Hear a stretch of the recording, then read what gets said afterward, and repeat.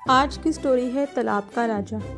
एक दफ़ा का जिक्र है, एक तालाब में बहुत से मेंढक हंसी खुशी रहा करते थे। उस जंगल में और भी बहुत से जानवर थे। एक दफ़ा वहाँ खुश्क साली हो गई। बहुत अरसे से बारिश ना हुई, जिसकी वजह से पानी दिन ब दिन कम होता गया। तो जंगल के जानवर तालाब से पानी पीने आने लगे। इस तरह बड़े जानवरों ने बहुत से मेंढक को खुराक के तौर पर खा लिया। वो सब बहुत परेशान थे। इसी तरह एक दिन मेडिकल के तालिबे इल्म तजुर्बात के लिए मेंढक लेने आए। सब मेंढक घबरा गए। ऐसे तो हमारी नस्ल ख़त्म हो जाएगी। बुज़ुर्ग मेंढक ने एक तरकीब सोची। बुज़ुर्ग मेंढक और उसका साथी उन तालिबे इल्मों के साथ जाने के लिए तैयार हो गए। वो किनारे पर आ गए। तालिबे इल्मों ने उनको पकड़ा और जार में बंद कर दिया।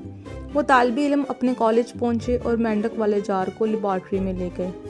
उनमें से एक तालिबे इल्म अपने प्रोफेसर को बुलाने चला गया।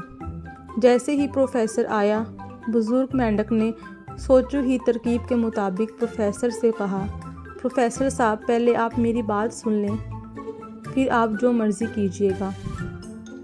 ये सुनकर प्रोफेसर साहब बहुत हैरान हुए। उन्होंने बुज़ुर्ग मेंढक की सारी बात सुनी और बुज़ुर्ग मेंढक को साथ लेकर जंगल की तरफ रवाना हो गए। जंगल पहुंचकर उन्होंने बहुत देर चश्मे की तलाश जारी रखी। आखिरकार उनको एक सादा पानी वाला चश्मा मिल गया। प्रोफेसर साहब ने बुज़ुर्ग मेंढक को वहां छोड़ा और तालाब से बाकी मेंढक को भी लेने चले गए। सब मेंढक को लाके उन्होंने चश्मे पे छोड़ दिया। आखिर में जाते जाते उन्होंने पीछे मुड़ के आवाज़ लगाई। बुज़ुर्ग मेंढक बोला, जी प्रोफेसर साहब। उन्होंने बुज़ुर्ग मेंढक के साथी को भी छोड़ दिया। उन्होंने कहा, आपकी नस्ल बचाने के लिए हम इतना तो कर ही सकते हैं। इस तरह तमाम मेंढक नए चश्मे में हंसी खुशी रहने लगे और उन्होंने बुज़ुर्ग मेंढक को अपना राजा बना लिया। उसके बाद बुज़ुर्ग मेंढक तालाब का राजा कहलाने लगा। मेरी वीडियो को लाइक करें, कमेंट करें और मेरे चैनल को सब्सक्राइब करना मत भूलिएगा।